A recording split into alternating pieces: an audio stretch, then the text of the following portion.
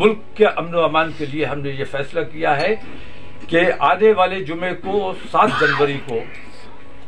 Islamia inter college के मैदान में 20,000 मुसलमान स्वेच्छा से अपनी मर्जी से सरेंडर करेंगे और दावत दी जाती है, चाहे पुलिस को भेजकर, चाहे अर्धसैनिक बलों को भेजकर, चाहे अपने उन आतंकवादी गुंडों को भेजकर, जिस तरह भी चाहे हुकूमत हमारा कत्ल करवा सकती है। हम उसके लिए किसी किस्म की कोई दाद और फरियाद भी नहीं करेंगे। धर्म संसद और गुरुग्राम में 20 लाख मुसलमानों को मारने की चेतावनी हिंदूवादी संगठनों के जरिए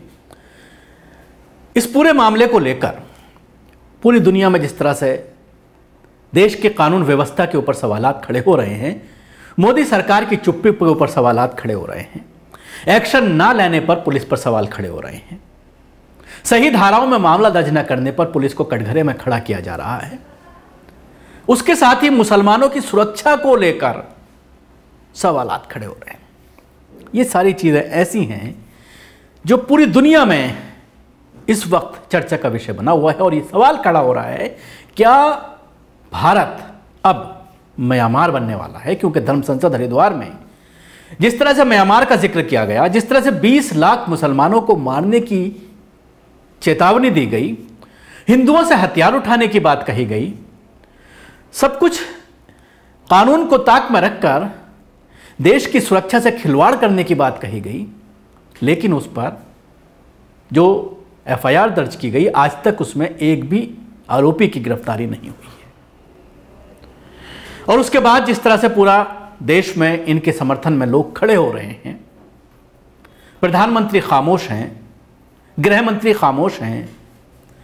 उत्तराखंड के जो मुख्यमंत्री हैं उन्हें मालूम ही नहीं कि कोई उनके इलाके में, उनके क्षेत्र में धर्म संसद हुआ है या पुलिस ने क्या एक्शन लिया है। तो ये सारी चीजें ऐसी हैं जो एक बार मुसलमानों को सोचने पर मजबूर करती हैं कि आखिर आज़ादी के वक्त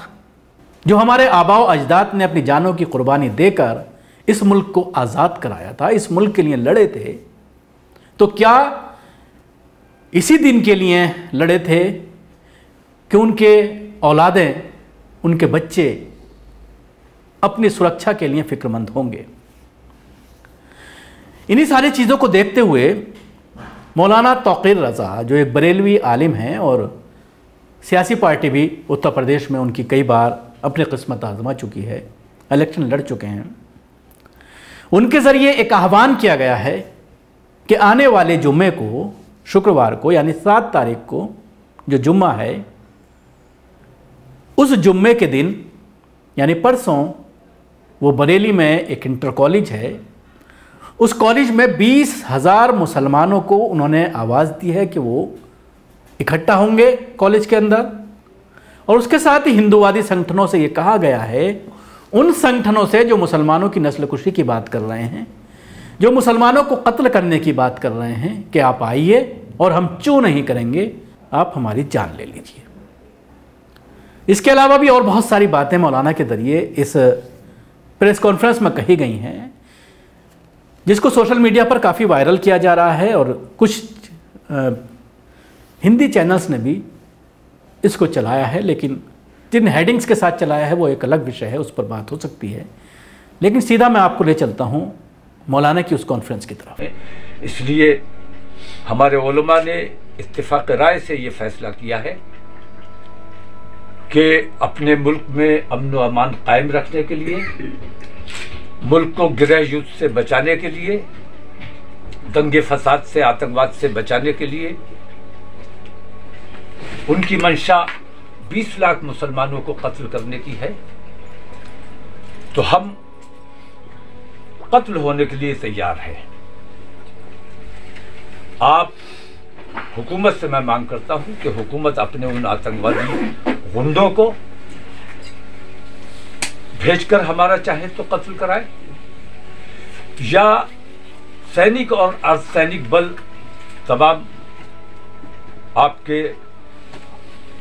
ज़ेर हुक्म है, आप चाहे तो उन्हें हुक्म देकर हमारा कत्ल कराएं। लेकिन अब हम सब्र करने वाले नहीं हैं। मुल्क के अमन व अमान के लिए हमने ये फैसला किया है कि आने वाले जुमे को 7 जनवरी को इस्लामिया इंटर कॉलेज के मैदान में 20,000 मुसलमान स्वेच्छा से अपनी मर्जी से सरेंडर करेंगे और दावत दी जाती है, चाहे पुलिस को भेजकर, चाहे अर्धसैनिक बलों को भेजकर, चाहे अपने उन आतंकवादी गुंडों को भेजकर, जिस तरह भी चाहे हुकूमत हमारा कत्ल करवा सकती है। हम उसके लिए किसी किस्म की कोई दाद और फरियाद भी नहीं करेंगे। तो देखा मौलाना ने किस तरह से इस पूरे मामले पर एक आह्वान किया है। और जुम्मे के दिन बरेली में, हालांकि कोविड गाइडलाइंस हैं, सारी पार्टियों ने अपनी रैलीज कैंसिल कर दी हैं।